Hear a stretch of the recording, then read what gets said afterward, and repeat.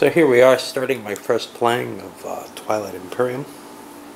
Let's take a look at what the choices made during the strategy round are. So following the advice or discussion that I had about this, the very first player, the speaker, is the Universities of Jolnar, a bunch of scientists. Their special abilities, they have a lot of technology to begin with. And just to look, for example, if they produce units on their space dock, they get an extra resource to build whenever they do a building.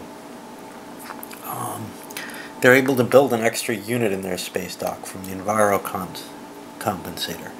They get a +1 in combat from cruisers and destroyers from this laser, and they're allowed to fly through asteroid fields. Their own particular special abilities are -1 to combat rolls on space battles and invasion combat. That's a penalty.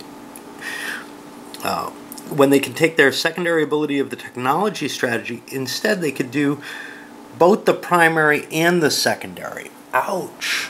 So they can take a free one as long as they buy one. They may not be able to buy one, though.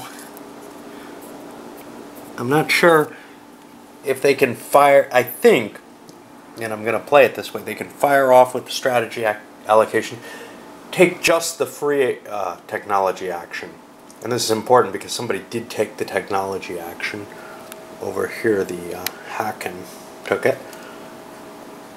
So they can spend to take the free one, and then if they don't have 8 resources, well, they still get the free one by spending a strategy. I think that's how it works. I haven't looked it up. Oh well, it would only be online, it's not covered elsewhere. And you can spend a command counter from your strategy allocation or immediately to re-roll any die rolls. That's kind of cool too. Alright, so anyway, they're taking the Imperial action because that's going to give them 2 victory points when they do it. It is a jump that just is too good to ignore, I think. And likewise with the Lizic, who are cybernetic remnants of the old Imperial race from Mercator Rex. One, they get the ability of being able to take the secondary abilities without having to pay command counters, which I think is huge. But 2, they get the choice of picking this next time. So I think this is just going to shift around the table as the best 2 options each turn. Now, it may be that someone has something better, and we'll see. The Barony of Letnev, who seem like kind of evil undead creatures from a planet that has no sun or something. They chose the logistics action because that'll give them a handful of new command counters. 4 new command counters. Big deal? I don't know. It seemed like an advantage to me. It seemed like the next best option at this point in the game where there's nothing available. Of course, I may have taken into play their desire, which is to take someone out of play, basically. Take control of a neighbor, which has to be one of the players sitting to the left or right of them. To take control of their planet that has their last space dock on the board. Does that absolutely wipe them out? No, they could still build a space dock somewhere else, but it does really, wreck their ability to continue fighting if you manage to do that.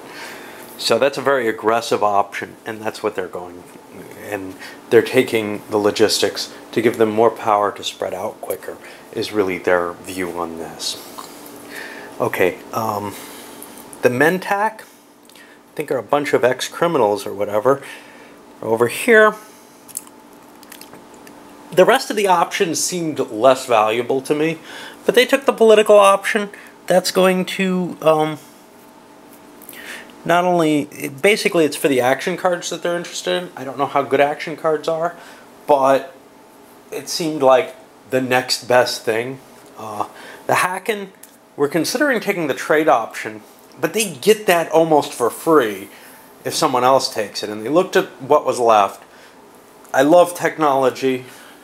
That seemed the best out of the 4 remaining. And when I looked at the other 2, diplomacy, that's useless on this turn. Nobody's near you, so that wasn't going to get picked.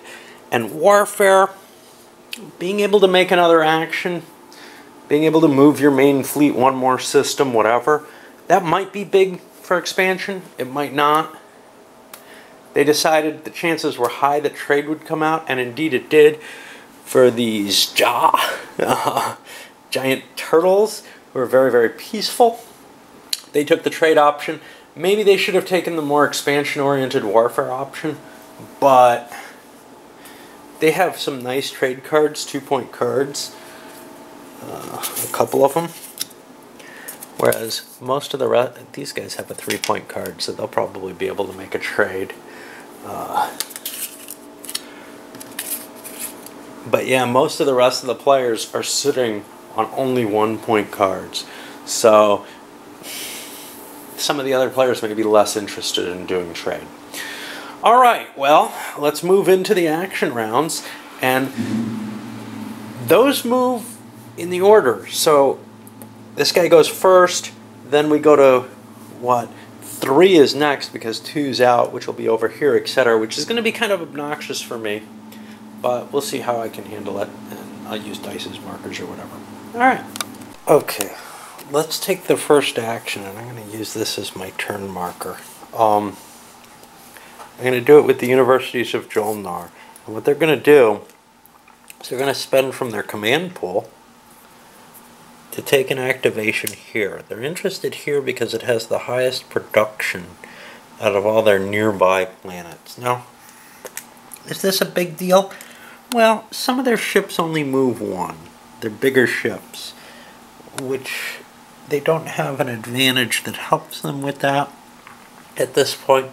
So it seems like a good idea. They're going to send an admiral, and they haven't built any units, so their whole fleet could go, and that seems like not a terrible idea because nobody's going to be able to reach them with much force. So I'll send 2 carriers, Dreadnought. That's 3 capital ships. That's their maximum. And with that, the carriers are going to bring a couple ground troops, and I'll bring my fighters too. I only have 1 along with me. Now I'm going to land a ground troop.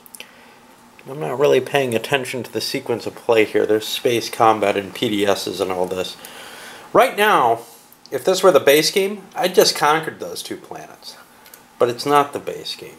So instead, I flip over one of these counters and I get a target. I don't know what that means.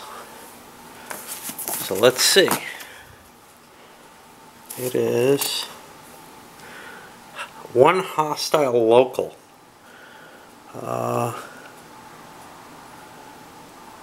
Okay, so I'm going to have to do an invasion here. It can't be bombarded, and it's discarded after a successful invasion. I'm going to have to roll some dice. So let's look at how land combat's going to work, since I get to test it out right now. And that's one kind of cool thing about playing with the examples is I actually do get to do the combat, but I got to learn it. Okay, so invasion combat, we each roll dice, 1 for every friendly unit, and we have to roll higher than the ground force. Well, what are their ground force values? That's not clear.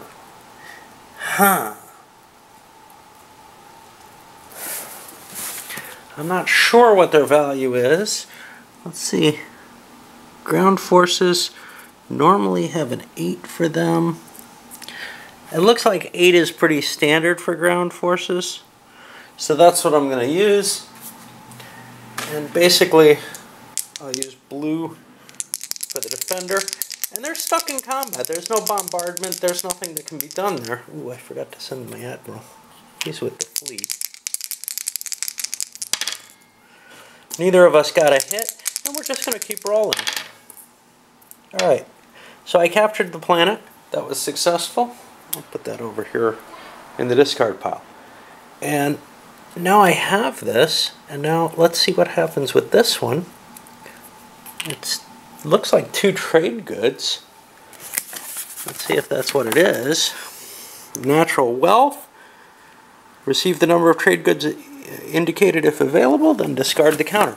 That's one thing about the game that I didn't mention yet, which, along with many other things I'm sure, the trade goods, and this isn't quite the way I play things like Empires of the Middle Ages, they're a limited commodity. There's only so many in the deck.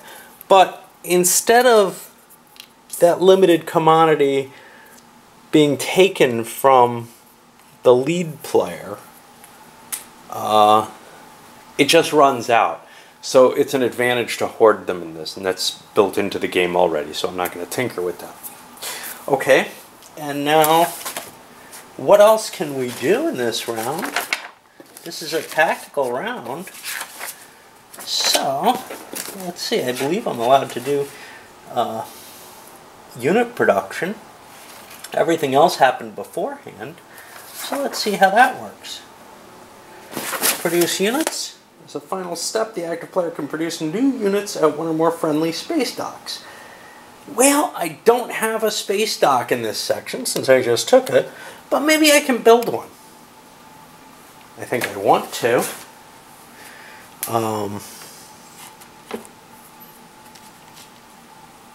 So let's try. I would definitely want to build it over on Zombat because it has the higher production, and the limit on how much you can build in any location is based on that. Let's see how much a space dock costs me. I think it's a decent amount. And I should have brought a scientist with me if I'm going to build one, because they reduce the price. But I would have had to drop him on the planet, and he could have died doing that. And that would be bad. Even though I have 2 scientists, I'd rather not lose them. So what does it cost me? Well, I have to have controlled the planet for the entire current round. So I can't land and take a new space dock. Not an option. So I'm not going to be able to produce. You can't just capture a planet and produce from it. One thing I do have to do, though, is hunt through the cards and take the planets that I just captured. And then those will go, I believe they go face down. They're already expended because I just captured them. So I wouldn't get much anyway. It's not like I'd get the free production from them. Alright, well, that's the first action on the first turn by the first action. It was a tactical action. I keep forgetting, you get your choices of what you want to do. You have 3 different things. So I'm going to load this one up because it's about the right time for the length of my videos. And then I'll move on through the other players as we go. I'll move the little rubber band over to this guy to indicate that he goes next. Alright, well, up this goes.